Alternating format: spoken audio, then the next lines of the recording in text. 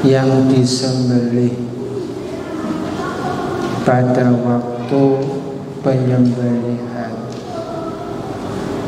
yaitu pada hari raya Idul Adha ditambah dengan 3 hari sesudahnya. Hewan ini dalam bahasa ilmu fikih disebut dengan udhiyah. Dalam bahasa kita disebut dengan hewan kurban.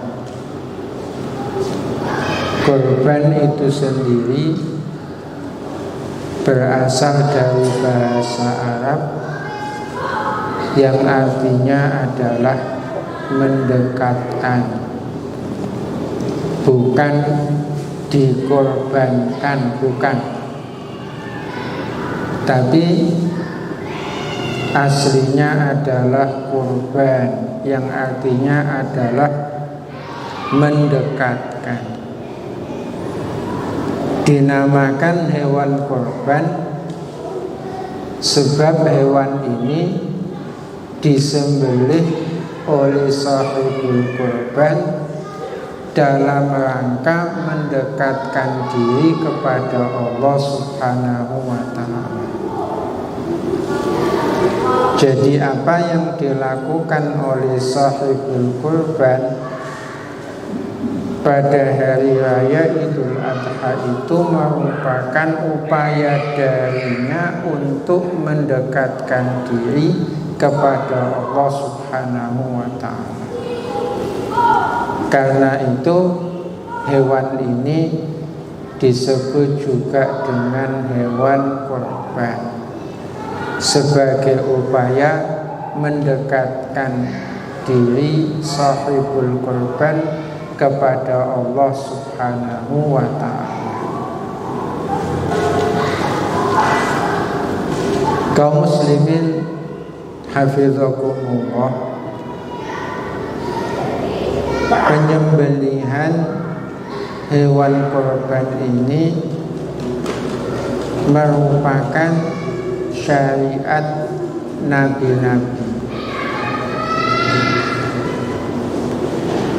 dimulai sejak Nabi Adam alaihi salam,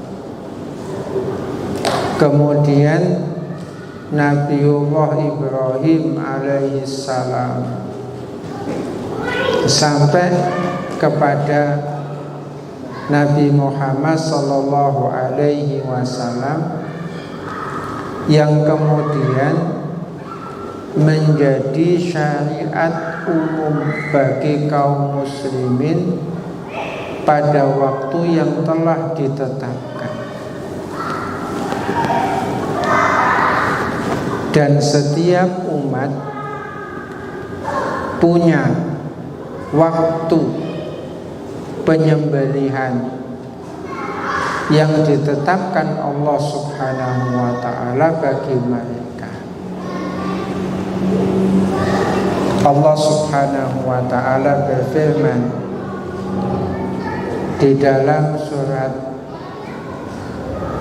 Al-An'am, Qul inna salati wa nusuki wa mahyaya wa mamati lillahi rabbil alamin. Bagian dari ayat yang berkenaan dengan tema kita adalah wa nusuki. Kata wa nusuki ada dua pemahaman di kalangan para ulama tafsir. Pertama, pemahaman khusus di mana kata wa nusuki ini dimaknai dengan penyembelihan kurban. Yang kedua adalah pemahaman umum di mana kata wa nusuki ini dimaknai dengan ibadah. Ini lebih umum. Maka makna ayat sesungguhnya sholatku dan penyembelihanku, itu makna yang pertama. Dan ini sahih, ini benar. Makna yang kedua, sesungguhnya sholatku dan ibadah.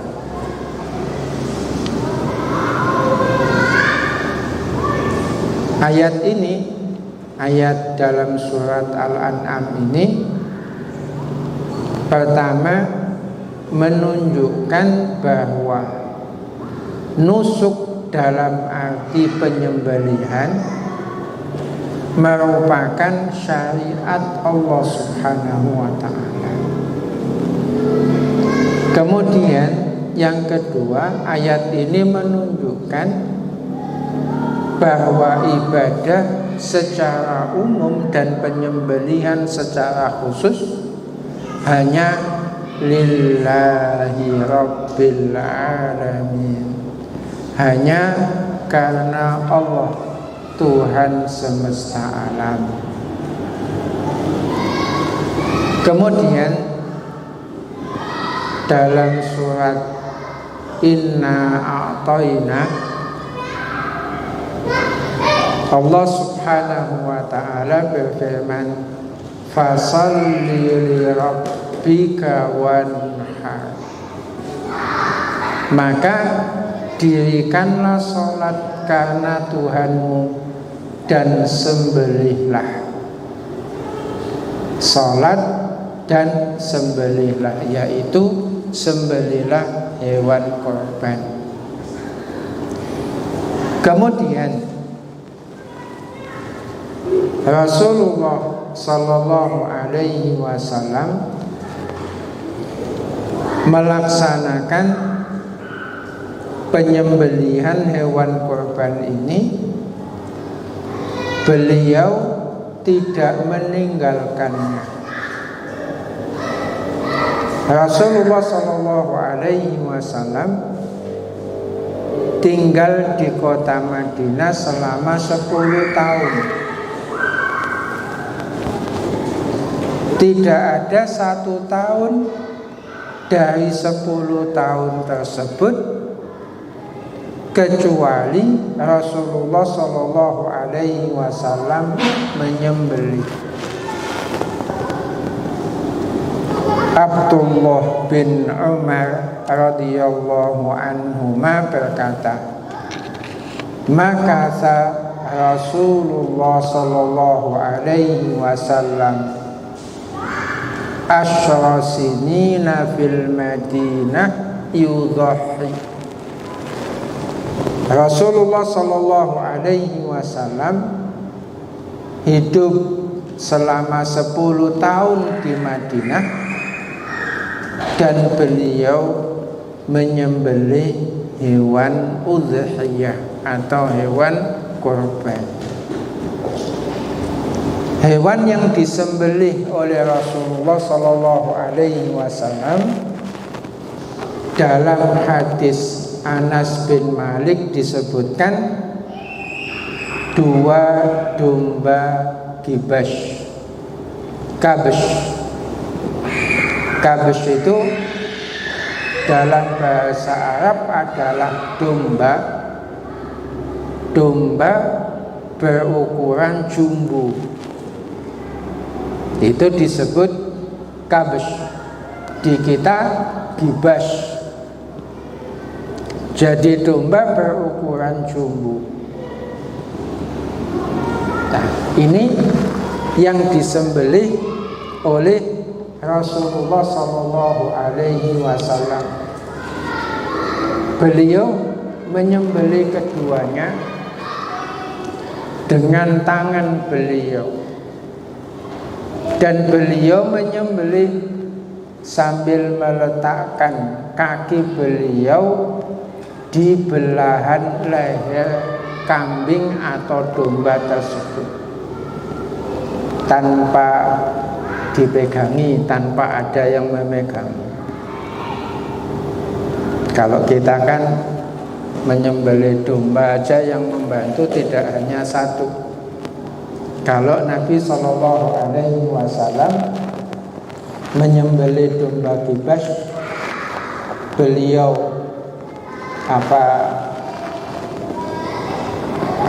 tidurkan sendiri, ya, beliau letakkan kaki beliau di atas belahan leher hewan tersebut, lalu beliau sembelih sendiri.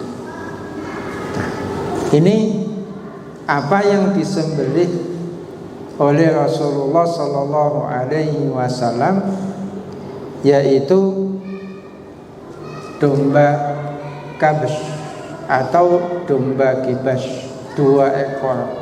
Itu yang Nabi Sallallahu Alaihi Wasallam sembelih. Kemudian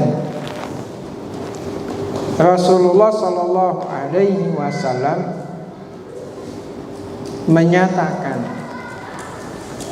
bahwa menyembelih hewan udhiyah itu merupakan thariqah, merupakan jalan agama kaum muslimin,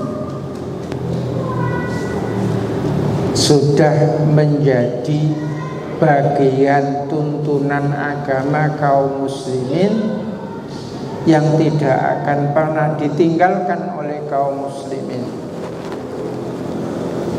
Dalam hadis Al-Barra ibn Azib, Nabi Sallallahu Alaihi Wasallam bersabda, "Man dzabaha ba'da sholati faqad tamma nusukuh wa asaba sunnatal muslimin."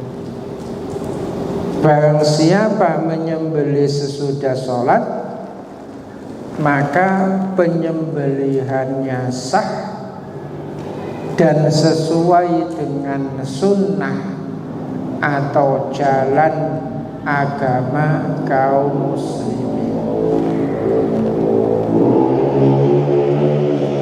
Ini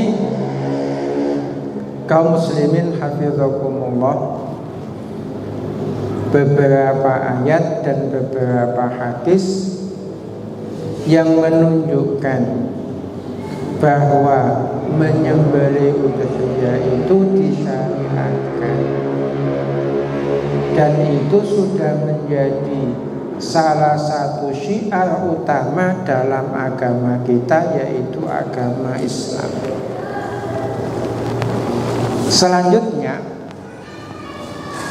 sesudah kita mengetahui bahwa penyembelihan udhiyah itu disyariatkan, sesudah itu para ulama berbeda pendapat apakah menyembelih udhiyah itu hukumnya wajib ataukah sunnah muakkad. Jumhur ulama, kebanyakan ulama berpendapat bahwa menyembelih udhiyah itu hukumnya sunnah muakkad. Bagi siapa yang mampu, tidak patut untuk meninggalkannya. Bagi siapa yang diberi rezeki lapang, kebutuhan keluarganya tercukupi, maka dia tidak layak untuk meninggalkan udhiyah ini. Sunnah muakkad kata jumhur ulama, dan sebagian ulama yang lain mengatakan bahwa itu hukumnya wajib. Menyembelih udhiyah itu hukumnya wajib. Selanjutnya,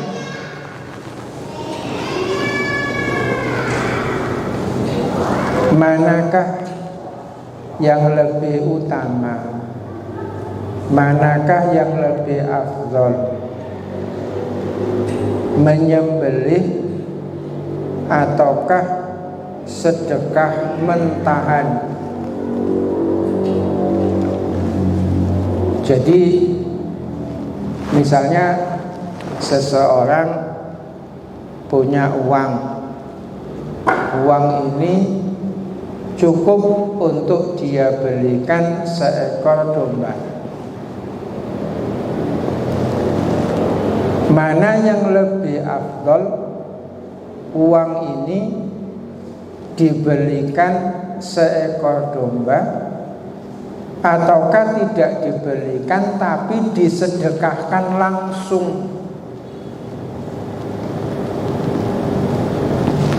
Jawabannya lebih utama, lebih afdol dibelikan domba untuk disembelih pada hari raya Idul Adha daripada uang itu disedekahkan langsung atau disedekahkan dalam bentuk yang lain. Mengapa? Ada beberapa pertimbangan. Pertama, menyembelih udhiyah itu diperintahkan secara khusus pada waktu yang khusus pula. Maka pada waktu tersebut yang terbaik, yang paling afdal adalah itu menyembelih. Menyembelih udhiyah itu kan termasuk sedekah. Sedekah itu diperintahkan secara umum. Kalau ada sedekah khusus diperintahkan pada waktu yang khusus, maka pada waktu yang khusus tersebut sedekah khusus inilah yang paling afdal. Nah, sedekah khusus di sini adalah menyembelih.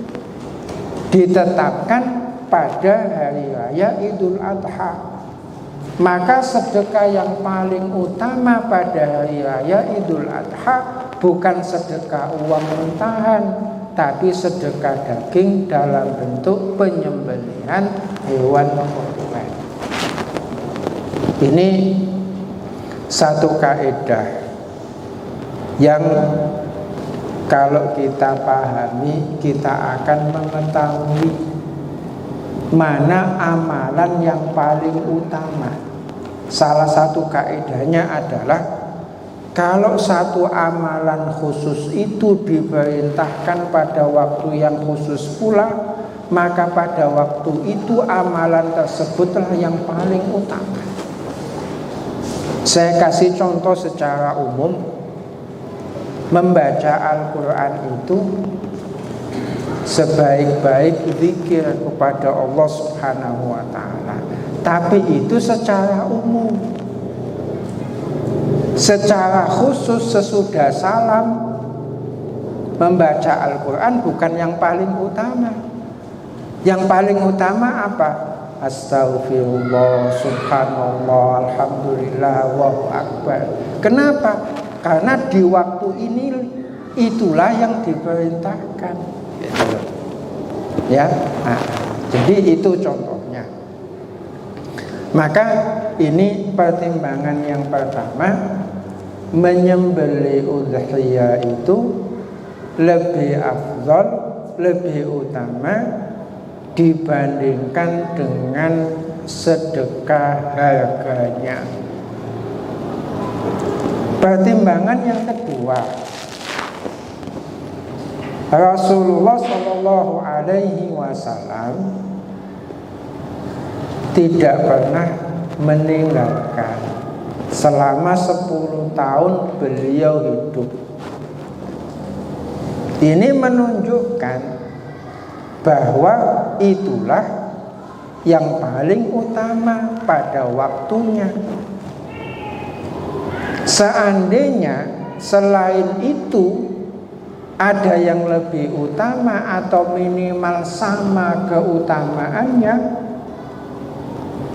tentu Rasulullah Shallallahu Alaihi Wasallam akan melakukannya.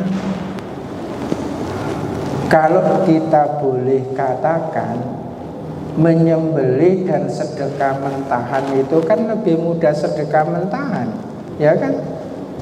Lebih mudah. Dan mungkin sederhana, dah kasih duit saja. Setelah dapat duit misalnya, ini fakir miskin, kasih uang saja 100.000, biar dia ke pasar beli daging 1 kilo. Di hari itu dia makan, lebih mudah kan? Nah, ini lebih mudah. Tapi Rasulullah Shallallahu Alaihi Wasallam tidak melakukan ini. Kenapa? Karena walaupun ini lebih mudah, tapi keutamaannya rendah. Beliau ingin keutamaannya yang tinggi, maka beliau menyembelih. Kemudian pertimbangan yang ketiga, pada zaman Rasulullah Shallallahu Alaihi Wasallam di Madinah yang 10 tahun itu, di salah satu tahun Idul Adha, kaum muslimin ditimpa kesulitan, paceklik, kelaparan. Dalam kondisi tersebut, Rasulullah Shallallahu Alaihi Wasallam tidak mengalihkan orang-orang yang mampu dari menyembelih ke sedekah mentahan. Beliau tidak bilang kepada orang-orang yang mampu, kaum muslimin, berhubung kondisi kita saat ini sedang sulit, maka untuk tahun ini kita tidak usah menyembelih hewan kurban. Bagi yang punya kemampuan, duitnya dikumpulkan saja, kita sedekahkan kepada fakir miskin. Tidak begitu. Akan tetapi kaum muslimin yang mampu tetap menyembelih. Nabi Shallallahu Alaihi Wasallam hanya meminta mereka untuk tidak menyimpan daging udhiyah lebih dari 3 malam. Hanya itu saja. Berarti walaupun dalam kondisi sulit, dalam kondisi susah, ya, tetap menyembelih udhiyah itu lebih utama dibandingkan dengan sedekah mentahan.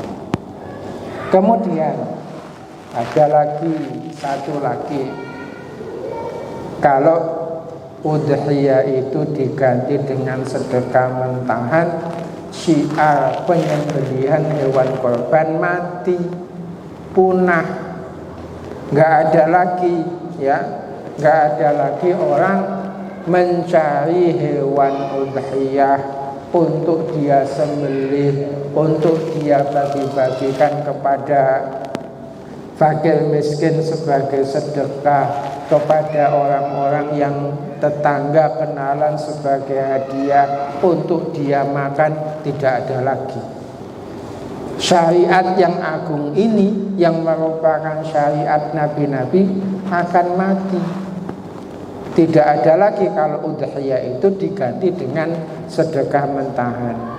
Karena itu kaum muslimin, pada hari raya Idul Adha, sesudah sholat Idul Adha, ibadah yang paling utama adalah menyembelih hewan udhiyah. Itulah ibadah yang paling utama pada waktu tersebut. Kemudian masalah selanjutnya tentang sahibul kurban. Kurban itu diatasnamakan siapa? Begini, pada dasarnya sahibul kurban itu adalah orang yang masih hidup. domba ini atas nama siapa. Nah, siapanya ini masih hidup. Itu pada dasarnya. Karena syariat ibadah secara umum, dan di sini adalah penyembelihan hewan udhiyah, ditujukan dan berlaku untuk orang-orang yang masih hidup. Prinsip ibadah itu kan memang untuk orang yang masih hidup, ya kan? Itu prinsipnya. Nah, lalu bagaimana seandainya, ya, bagaimana seandainya hewan udhiyah ini diatasnamakan seseorang yang sudah meninggal dunia? Jawabannya ada 3 kemungkinan. Kemungkinan yang pertama, hewan udhiyah ini diatasnamakan orang yang masih hidup, dan orang yang masih hidup ini punya keluarga yang sudah meninggal dunia. Berarti keluarga yang sudah meninggal dunia ini mengikuti sahibul korban yang masih hidup.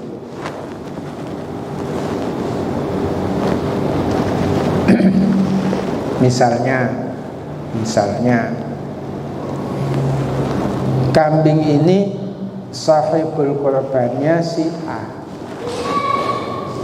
Si A ini punya anak, dan anaknya ini sudah meninggal. Anaknya ini ikut. Nah, demikian. Ini benar, ya. Jadi orang yang sudah meninggal ikut kepada sahibul korban yang masih hidup, ya. Nabi SAW menyembelih hewan udhiyah untuk diri beliau dan untuk keluarga beliau, dan sebagian keluarga beliau ada yang meninggal ketika beliau masih hidup. Ini yang pertama. Yang kedua, hewan udhiyah diatasnamakan sahibul korban yang sudah meninggal. Akan tetapi sahibul korban sebelum meninggal berwasiat, ya. Jadi yang hidup ini melaksanakan wasiat penyembelihan sahibul korban yang sudah meninggal, tapi wasiat ini dia ucapkan ketika masih hidup. Nah, ini benar. Ini termasuk amalan mayit sebelum dia mayit, ya.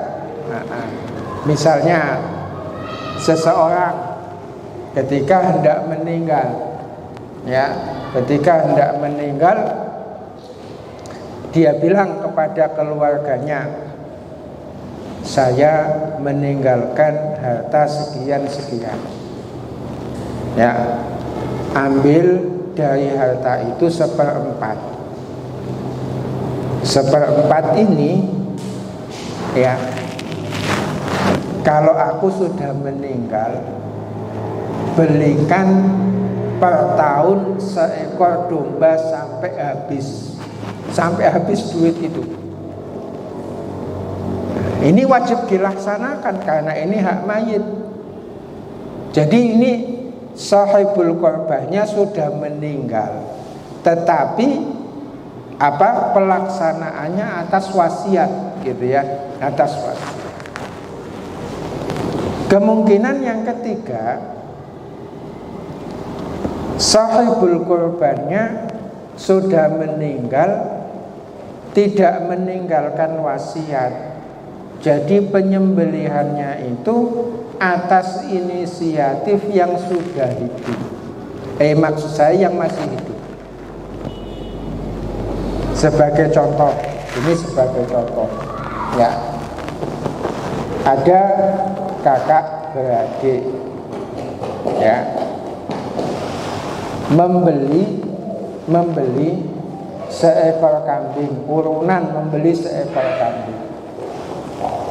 Nah, kambing kan cuma untuk satu orang, ya kan?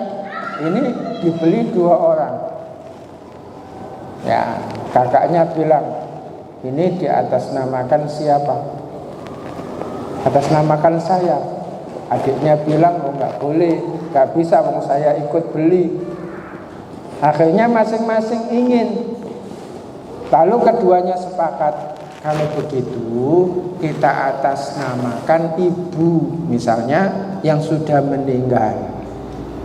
Nah, ini jadi pembelian hewan korban itu dilakukan oleh orang yang masih hidup, diatasnamakan orang yang sudah meninggal. Ini termasuk sedekah untuk mayit. Dan sedekah atas nama mayit itu insya Allah pahalanya sampai kepada mayit. Jadi ini kaum muslimin, penyembelihan hewan korban atas nama mayit. Pertama, mayit ini mengikuti sahibul korban yang masih hidup. Ini benar. Yang kedua, mayit sebelum meninggal berwasiat. Ini benar. Yang ketiga, mayit sebelum meninggal tidak berwasiat, akan tetapi orang yang hidup, ya, dengan inisiatifnya membeli hewan korban lalu diatasnamakan mayit. Tetapi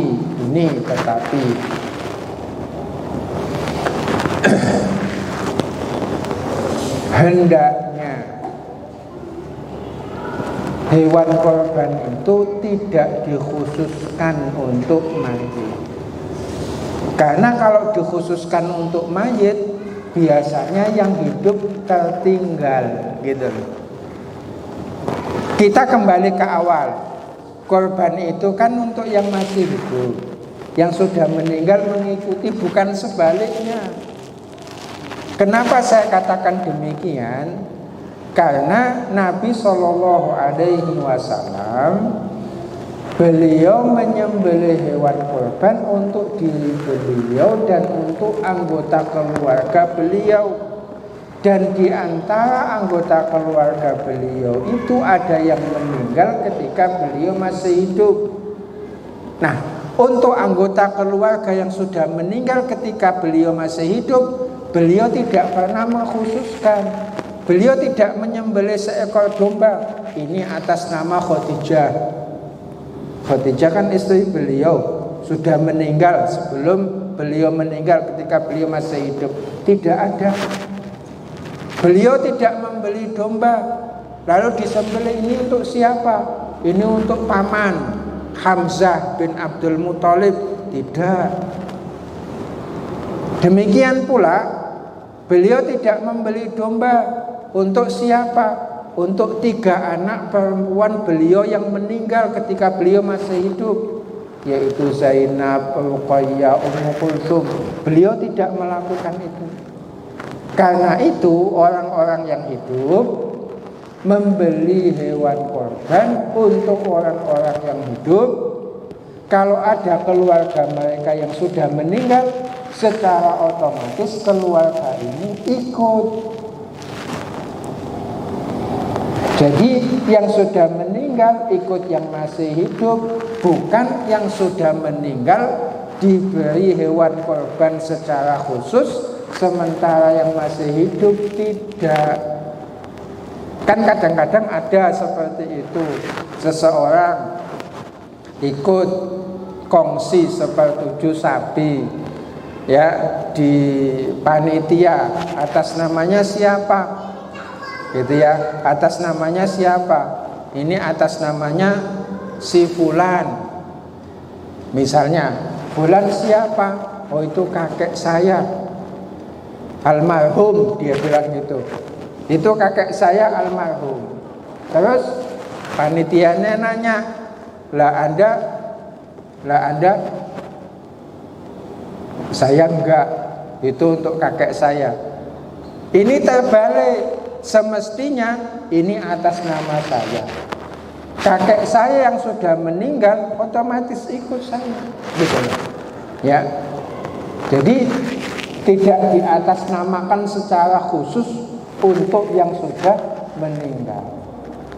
Sementara yang masih hidup tidak. Kalau mau diatasnamakan khusus untuk yang sudah meninggal, yang masih hidup, iya mestinya begitu. Mestinya contohnya tadi, ini atas nama siapa Pak? Oh, ini atas nama si fulan. Siapa si fulan? Kakek saya yang sudah meninggal. Lah Anda, ini saya juga, jadi saya ikut dua. Ya, saya ikut dua. Ini untuk saya sendiri, ini untuk kakek saya. Gitu ya.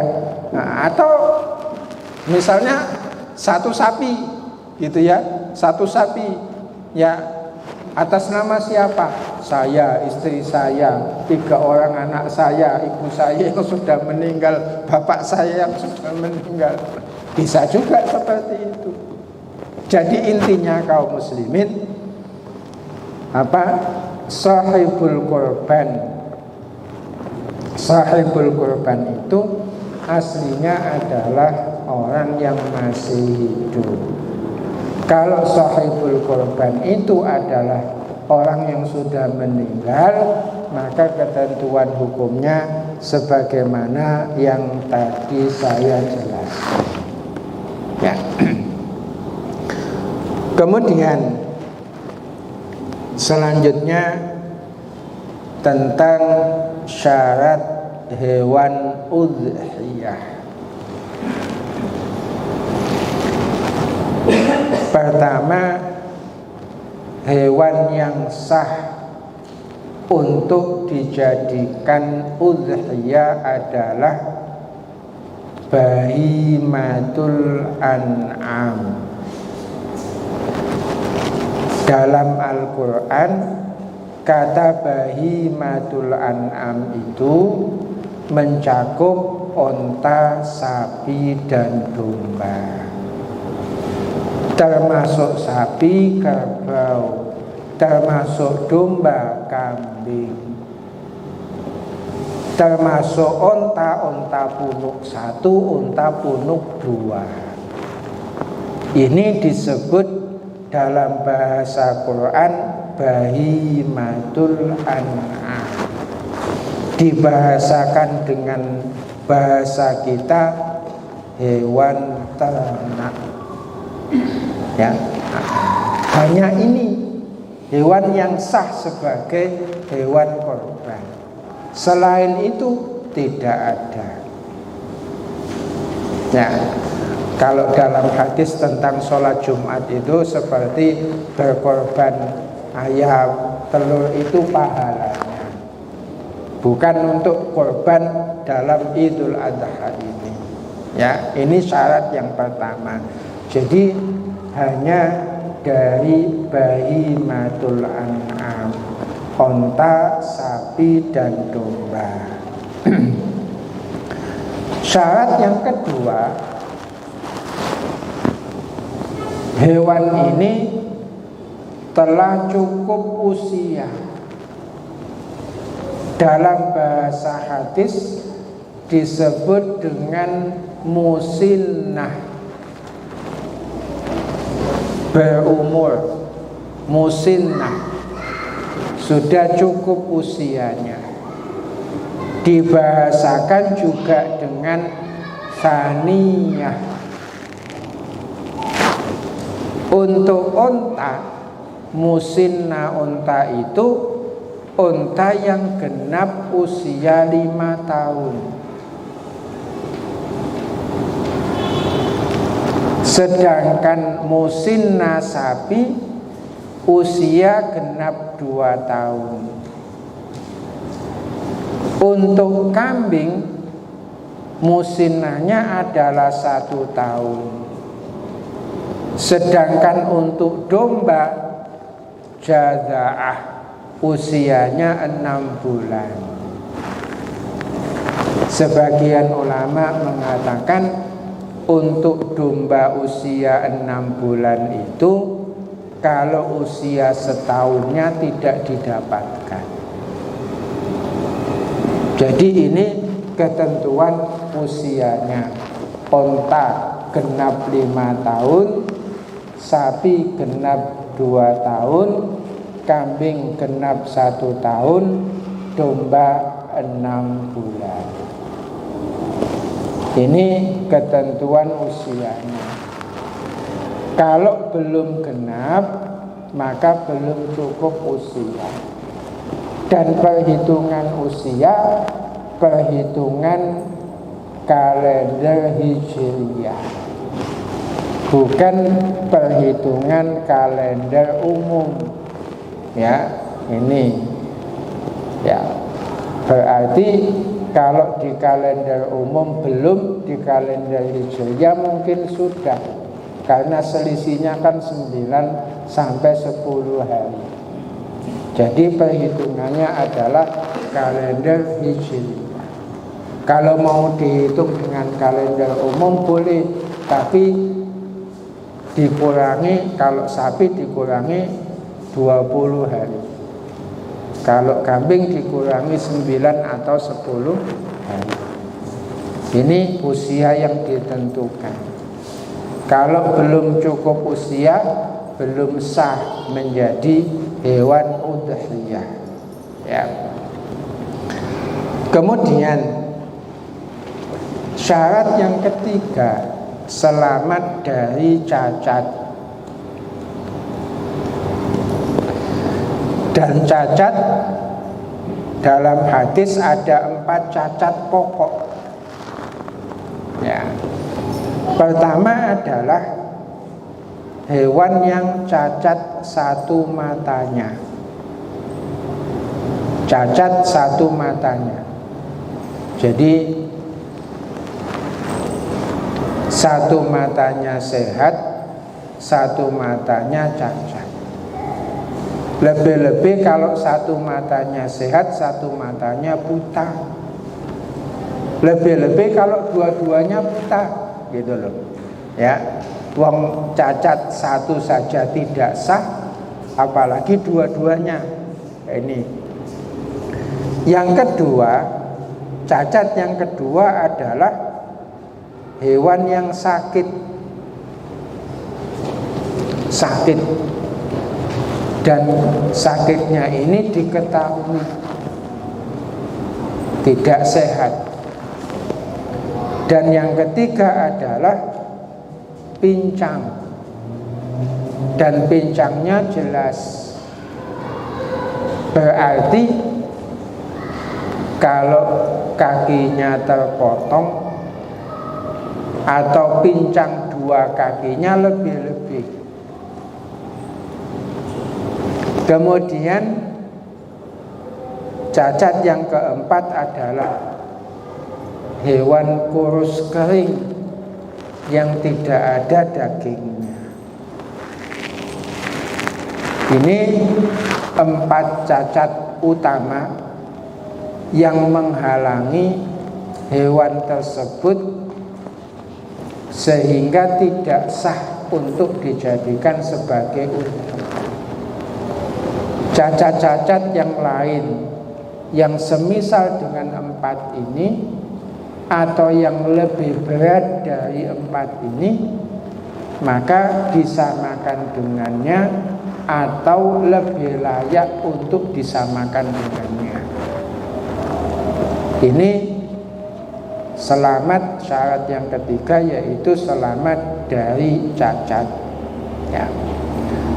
Kemudian syarat yang keempat adalah hak milik atau izin dari pemilik, dan hewan ini tidak tersangkut hak milik orang lain seperti hewan yang sudah digadekan misalnya, itu tidak sah dijadikan sebagai hewan udhiyah. Jamaah kaum muslimin hafizakumullah, barangkali sampai di sini untuk kesempatan kali ini. Sampai pada syarat hewan yang sah untuk dijadikan sebagai udhiyah, yaitu yang ada 4 syarat tersebut.